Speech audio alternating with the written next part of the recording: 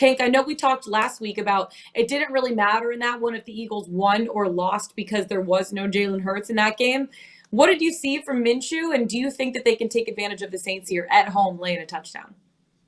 I don't want to bury the lead. Do I think they could take advantage of the Saints? Yeah, I think the Eagles have a little bit more to play for than the Saints, even though the Saints are still in playoff contention.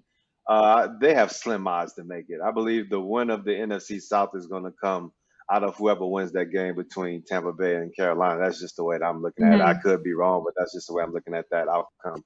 But when I look at the Philadelphia Eagles, I think they had a lot of things to take away from that game against the Dallas Cowboys that lost in a positive manner. Gardner Minshew played well. Devontae Smith played his tail off.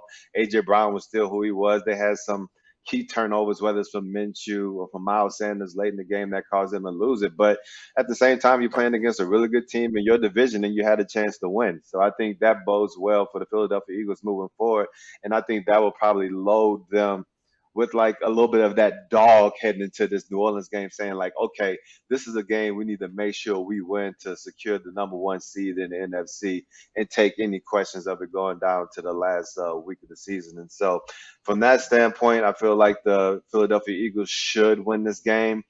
Um, I don't know how much energy the Saints are going to come out with. I can see a path to the Eagles defense playing really well, getting a lot of pressure on Andy Dalton, causing some turnovers, and then the game getting out of hand. Or the Saints can play the Eagles close, and it can come down to the wire. So I'm not sure how it's going to turn out. I'll probably stay away from this, and the only thing I feel pretty confident in is that the Eagles should win this game. Yeah, Jalen Hurts at this point is considered day to day with that shoulder sprain. We don't know if he's going to be under center or not. I feel like it doesn't matter. I feel like Minshew, Jared, can also take advantage too. They're averaging 30 points per game at home this season. Would you lay the 7 with the Eagles?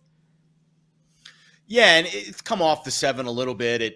It's actually touched 7 a couple times and then got bought back down to 6.5 both times. So it looks like it's not one of those situations where everybody's lining up to bet Philly. There is a little bit of pushback in the market for New Orleans, and that makes sense. Again, once it nestles up against one of those key numbers, like my dog was nestling up against me last night in bed, that's usually when you see some of the buyback there.